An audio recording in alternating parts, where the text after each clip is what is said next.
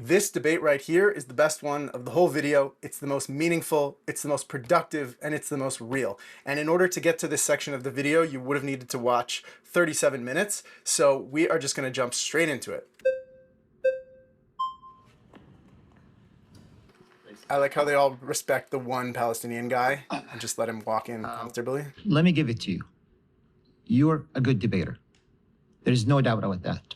You've been trained very well to talk about this by yourself. But this is the fact that he started out by telling Rudy that he's trained is he's trying to discredit Rudy's genuineness and saying that he's just some robotic trained, probably by Mossad, Israeli intelligence, to have this conversation. And you know what the truth is? Rudy is trained. He's trained by his own life experience. He's trained by the fact that he grew up in a house with two parents who have very different personalities that he constantly had to argue with and sharpen his debate skills. Rudy is trained by the fact that he went to Columbia University because it was the most anti-Semitic university in order to get involved in this conversation on campus. So he's trained in the fact that he cares so much about it that he's the right person to be having this conversation.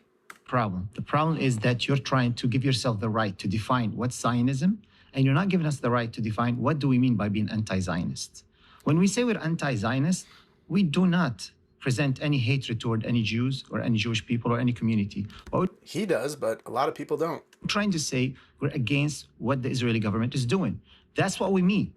So if we're going to try to fight for hours to define what do you mean by Zionism, what do I mean by anti-Zionism, what we're trying to say is that the Israeli government, that you're part of it, part of the IDF, part of the Israeli community, that you're defending what they're doing. I'm not part We are completely against what this government is doing. You're trying to defend what they're doing in Gaza. You're trying to justify and give excuses. That's outrageous for us. We don't accept that. So, Doctor, you did something that's very important that I think that we can transcend the conversation is by understanding what we're saying rather than terms.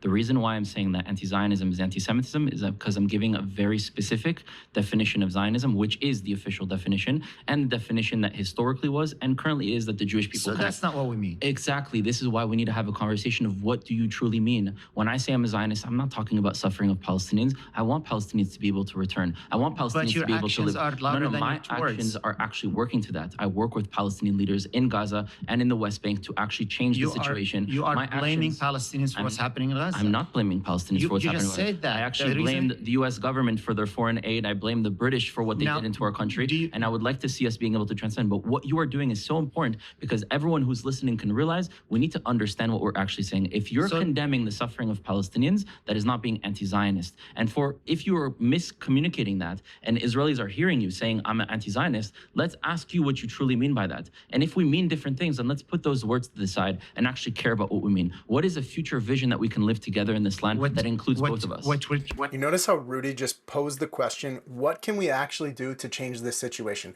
Because up until this point in the video, 39 minutes in, it's only been a back and forth bickering and accusation, and there's no end in that. They can just go on forever. So to just say, let's start the conversation from how do we change it? How do we make it better? That is the healthy perspective that anyone needs to come with if they want to get involved in this conversation. What the Israeli government is trying to do right now is to push for criminalizing any criticism of the state of Israel. Any criticism of the government. I don't know when Israel doesn't criticize the Israeli government. But Americans are not having that right. See, Americans nowadays are realizing what the Middle Eastern... How can you say that? Everybody's criticizing Israel all the time. What do you mean they don't have that right? And the Palestinians have been dealing with for the past 75 years. Which is the reason there are dictatorships in the Middle East is to protect the state of Israel. Whether you believe it or not, so that's what people. Why there's that's what people believe. So there was no dictatorships before the state of Israel. You know who's second receiving of American and U.S. aid after Israel? Egypt. Egypt. Why is that? You know why the Sisi is put in place? Why is that? That's what the people of the Middle East believe. Well, we're going to agree on that. Now Americans are coming to realize. Hold on. You're attacking my freedom of speech. You know how many people lost their jobs, lost their school or education because they're criticizing the actions of the government of Israel? There's absolutely freedom of speech in Israel. Okay, whether you're Palestinian or Israeli, you have the right to say what you want. So there is freedom. It's not the same all over. What you're talking about in Gaza, where Hamas doesn't allow people to talk, or in Palestinian authority-controlled areas where they don't allow. We're trying to define what doing by anti-Zionism. Okay, but I'm not in the U.S., so I'm not here to. No, but we're talking about that right now. We have to remove all military investments and One sec. Fact check. There's been documented cases of individuals in the U.S. losing jobs or facing discipline after public statements about Israel and the war in Gaza. I don't think they're just making statements, but reported by outlets such as Reuters. However, these involve decisions by private employers or institutions, not U.S. government policy of firing people solely for criticizing the Israeli government. Exactly. It's not the country of the United States that's penalizing people. It's individuals who are hired by an organization like Mark Lamont Hill working for CNN and saying something very one-sided and aggressive that you can get fired if your private employer decides to fire you. So let's just explain it for what it really is. I'm talking about here in the U.S. We're trying to define what do you mean by anti-Zionism. Okay, but I'm not in the U.S., so I'm not here to correct. No, but we're talking about that right now. We have to remove all military investments and control of the United States and other European countries into the Middle East, because they are the ones who plagued us to be in the conflict to begin with. You know what happened to Rabin when he tried to put that? He was assassinated. Because he wanted to separate our land, which you would agree that is against that, right? Do you think that we should have two states? We shouldn't divide this land. The problem is that we always talk about the two solutions, one state solution, but most of the Israelis, they're looking for a third solution. Which is? And a cleansing. I don't support getting that everyone solution. out of here. That's what they want to do. And there's a fourth solution where Palestinians also want to ethnically cleanse the Jews. We can talk about extremist opinions on both sides. But if you and I, the majority of the people do you believe that there should be one civilization? The reason I don't use one state is because the current political system that we have with the Knesset is completely corrupt and horrible, and we have to create something new that is a republic that people have a right to defend, but something new. Do you believe in one civilization for both of our peoples? If it's equal rights, yes. If it's fair, if it's just, yes. So let's talk about how we can get there. If there's no apartheid, well, if Palestinians and Jews agree to have a one-state solution, it won't be a Jewish state. It will be a Jewish state. So that's you're asking what I'm looking. My vision for it. It cannot be a Jewish state. Why not? What is a Jewish state that's a problem for you? Because it's not a democratic state. But it could be both. It could be both, right? What do you mean? No. Why would it not be a democratic states have to state? be secular. This guy in the background who's just like shaking his head and freaking out, he never even says anything. Like maybe he doesn't have the confidence to get involved, but the fact that he's in the background making so much noise and not even ever getting into the seat to have a debate, it says something. Oh, sure, but you could have also a culture of a country. A Chinese state, a Japanese state is going to be Japanese by its culture. But a Jewish state will have rights for Jewish people more than the rights of others. I don't believe more. That's what happening. That's what happening to Palestinians who live under the Israeli rule. No, those who are living in Israel, they don't have to serve in the army. They don't have to do a lot of things that the Israeli. Have you talking to them? Have you spoken to any of those people? Of Palestinians who live as Israeli citizens who don't have to serve in the army. They are second or third class citizens. They're not second or third class. Oh, absolutely, they are equal citizens. See, I don't know if you're oblivious or you're lying. I'm sorry. I have many Palestinian friends, Israeli Arab friends that are living in this land. So kindly talking softly, but either you're lying or you're oblivious. Or I'm actually someone who lives in this land, and I'm getting away from the narratives of just demonizing completely. Are you brainwashed to see what's happening there? Are you in a bubble? Projection, maybe. What do you mean? What you're saying, brainwashing. People have equal rights in the land of Israel. You're talking. The Arabs that live as Israeli citizens within the state of Israel have the most rights and freedoms out of any Arabs anywhere in the entire Middle East. And this guy is trying to paint the position that they're second-class citizens. If you asked, I think there was a poll done where Palestinians living in the West Bank were asked, if you had the choice to live in a future Palestinian state or in a future Israeli state, what would you choose? And they overwhelmingly said they would rather live in Israel because they know they'll get treated better there and they'll have equality. Out loud, and you're denying things that exist. No, people in Israel, whether you are Palestinian or identify as Israeli Arab or whatever you identify with, if you're not Jewish, you have equal rights to the Jews. I am having lunch with people after this who are Israeli citizens, but they're Palestinian. And what differences do they have in their rights? Oh, they talk a lot about how they're mistreated all the time. Okay, you said about rights. I disagree with mistreatment. It might be individual cases. We can talk about that, but talk about rights. You said that there are different rights and they're second and third class citizens. What rights are different? That technicality, they don't have the same protection. Of course they have the same protection. No, they don't. What is the different protection? Oh, they don't. What is the protection I have that an Israeli Arab doesn't? You can sing and say whatever you want. They can sing and say whatever they want. Don't. Actually, I can't go to the Temple Mount and be able to sing my song. And they're able to. Let's say a Palestinian Akka decide to say, you know what, I support Hamas. Is he allowed to do that? No, he's not.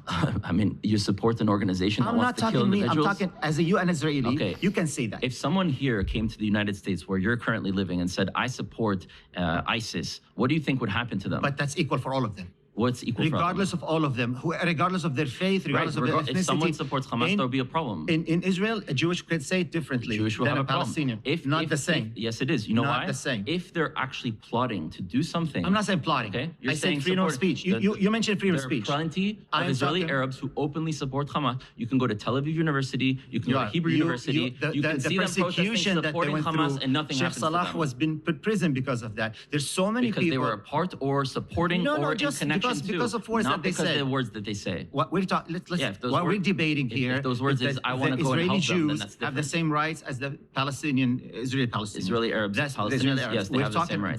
They have the same rights. People Actually, who live we there, have to do more than them because we have to serve in the army. I'm sorry for giving this example. I don't want to say it, but oh boy. Let's say a certain ethnicity here in America says all of us have the same rights and opportunities. It's not. It's not the case. Okay, but why do you keep using examples of other places rather than talking about our own home? To make it easier for you to understand, to get it closer to you, because it doesn't look like you understand what we're talking about. It doesn't actually make it easier to understand the conflict when you pull in these other examples like apartheid in South Africa, racism in America. Each of these examples is different and unique, and when you apply it onto the Israeli-Palestinian conflict, you bring in a lot of falsities. Colonizers, white people who took this land, who took black slaves and brought, because that's what you're talking about, and brought them into the society here. And the relationship between the have has nothing to do with peoples who are native to this land together. And other people coming in and causing us to fight one another. What's your ethnic background? Where are your parents, grandparents? Where did they live? My ancestors come from Israel. No, after that. When we were... It's so ridiculous that everyone laughs at that. Displaced from Israel? Where was it? Okay, on my mother's side, Morocco and Algeria. My dad's side, Poland and Belgium. Okay. That is the displacement that we went through. You're kind of half-half. Yeah, I'm half Ashkenazi, Sephardi experience. Palestinian Jews have different rights than someone who never been to Palestine. What does that mean, a Palestinian Jew? A Jewish person who lived in Palestine before the establishment of Israel. So today they're Israeli citizens. What I'm trying to say... Hold on, there's a really important point here, which is that the collective group that called themselves Palestinians before 1948 were Jewish people. And on their identity cards and documents and their newspaper and their orchestra, it was all Palestine. Their soccer team was Palestine, and it was all Jews. So Arabs were not even calling themselves Palestinians before the creation of the state. I'm not saying that they can't call themselves Palestinians today and that identity now exists. But when we talk about historically, it was the Jews who rallied around the label Palestinian because it was a way for them to disconnect themselves from the pain that they had been experiencing in the diaspora. There's a big difference between the rights of a Jewish who came from Poland and Germany and had no connection to the land with someone who lived there all their lives. Well, first of all, the Jews that were displaced doesn't mean that they don't come from this land. As Palestinians who are now born second, third generation in Chile and America and Jordan and other places, they also have a connection to the land. We're not going to erase it because they had a displacement. Kicking people out of their homes. I'm against kicking people out. We're talking about right now the fact that they had a displacement. It doesn't disconnect them from the land. The reality of the matter is not the considering. Fact what's happening on the ground. I would appreciate not considering Ashkenazi Jews as foreigners. This is one of the biggest things: is constant delegitimation of Jews who lived in Europe before coming back to their homeland. The whole reason why they were even called Jews is because they came from the land of Judea. So they're not this foreign, white, colonizing people. They have a deep ancestral, genetic, historic connection to the land of Israel. The state of Israel was created. Every single citizen of that state, whether Jewish or non-Jewish, how do you see the Ethiopian Jews? What about the Ethiopian How Jews? do you see them? I see them as my brothers How and they are sisters. being treated. Actually, my main project that I'm doing in my life is bringing... He brought it up to try to make a dig like, well, there's racism against Ethiopians. And it's like, yes, there is racist people in Israel who have treated other groups. All the groups are racist against each other to a certain level, but it's not overwhelming. It's not systemic. It's not something that's preventing people from living and thriving. And the Ethiopian Jewish community is thriving in the land of Israel. So to keep bringing it up as if you're going to like get a gotcha moment on it is so annoying. Back the rest of the tribes of Israel in Africa, not just the Ethiopians, but the Igbos in Nigeria. I don't know why we're having a debate if we agree on it. We Were Never Lost documentary series, Bezrat Hashem, coming out this year. Everything. We're talking about you came to present a point of view of an Israeli government and the Jewish people. I'm not here to present the view of the Israeli government. You're falsely communicated. That's what they did. Okay. I'm here to represent my own positions, which many Jews and many Israelis believe in. Rudy does a really good job at recentering the conversation. Like, I'm not here to represent the government. I'm just representing myself. That we can be able to live together. And the definitions that we have are very, very important, because you're saying you're not against the right for the Jewish people to self-determine on the ancestral homeland, which makes you not an anti-Zionist, which makes you No, I am an anti-Zionist, well, because that's not what I believe in, right? Zionism. A different definition. Exactly. And that's why it's important to understand the definitions what I'm trying to make you understand, that people who are here, who Should I say define we are... what a Palestinian is? No, but I'm defining myself. define I'm what a talking about Zionist is. myself. Everybody... That's it right there. Let each side define their identity and their movement as they wish. Do not try to assign a false definition and put it on top of it. Here, who says I'm anti-Zionist, they are anti-apartheid, anti-genocide, anti-ethnic cleansing, anti-the brutal treatment of the Israeli government of the Palestinians, anti-colonization, anti-confiscating of lands, anti-all kind of racism and inequality that's happening in Palestine to the Palestinians. That's what we define by saying we are anti-Zionism.